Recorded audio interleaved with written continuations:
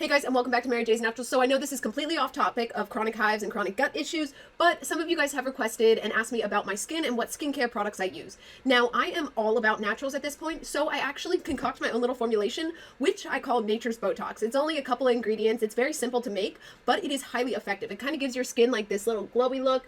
And no, my skin is not perfect. It has some imperfections, yet this really helps to tame acne, fight and reduce the red scars from it, but also like I get really bad like forehead worry creases. I think it's just the shape of my forehead.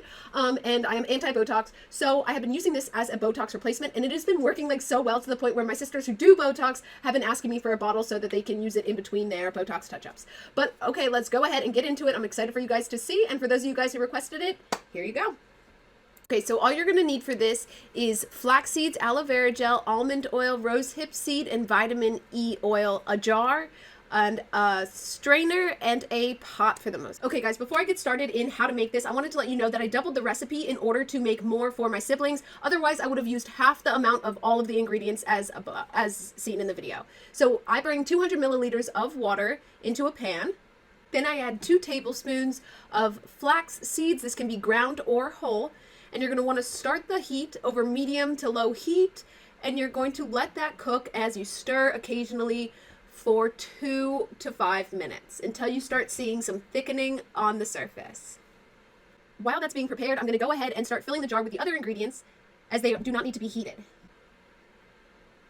So I'm going to do a couple droppers full, probably about 4 droppers full of vitamin E oil, which is very nourishing for the skin. It is also known to help with hyper and hypopigmentation on the face.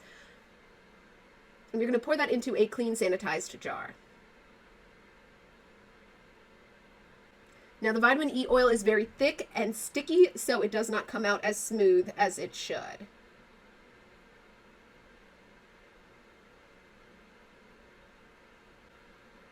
Next, I am going to add some almond oil, and it will be about 2 teaspoons of almond oil.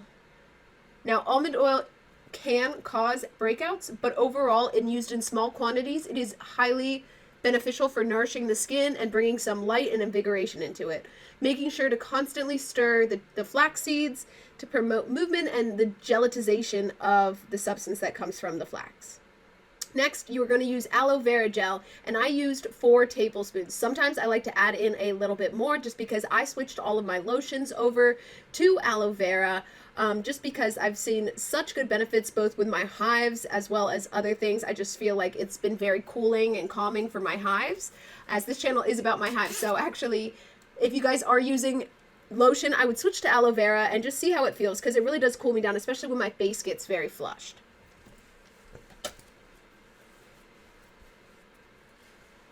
Next is rosehip seed oil, and rosehip seed oil is known to help promote collagen production in the face, which helps to reduce the red marks on the face that happen after pimples, so hyperpigmentation, or I don't know what the red dots are called, I forget, but if you have them, this will help. I actually use it pretty often on my face.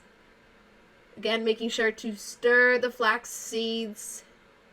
As you can see, it's forming like this thick, bubbly substance. You don't want it to be too thick, otherwise it'll be too hard to strain, and it will thicken up once it cools as well. Now I'm going to turn off the heat and get a strainer and strain the solution. Now, I typically use a cheesecloth, but I couldn't find it today, so I'm just using a strainer, and it worked quite well, and I think this is because I doubled the ratio, so it wasn't as thick of a gel as it typically gets, but I'm not worried about that because it will begin to thicken after the cooling process. So I just want to make sure to get out all the goodness, and I actually throw all the gunky flax seeds into my compost after, because I figure why not? I hate wasting. And I know there is a lot of benefits in general for eating flax seeds, putting it on your skin, drinking it. So flax seeds are a highly beneficial little seed. As you can see, it's very slimy and goopy. It kind of conglomerates. And beneath will be the flaxseed gel, the good stuff.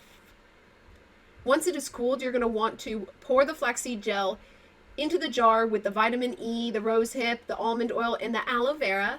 Then you're just going to cap it and shake it up.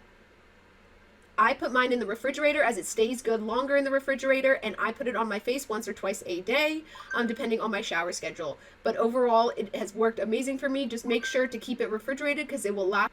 Hey guys, so I hope you enjoyed the video of making my Nature's Botox, and if so, make sure to click the like, click the subscribe, comment down below if you've tried anything like it, and if so, how did it work for you? If you do decide to try it, let me know your feedback and what you think about it getting rid of like forehead lines and these lines and your overall look of your face, because it makes my face so vibrant and shiny that people ask me what I do pretty often, even though my skin condition isn't always perfect due to the fact that I've got hormones and it sucks. So guys, make sure to click the like, subscribe, comment below. Thank you guys so much for watching, and I hope you have a wonderful one.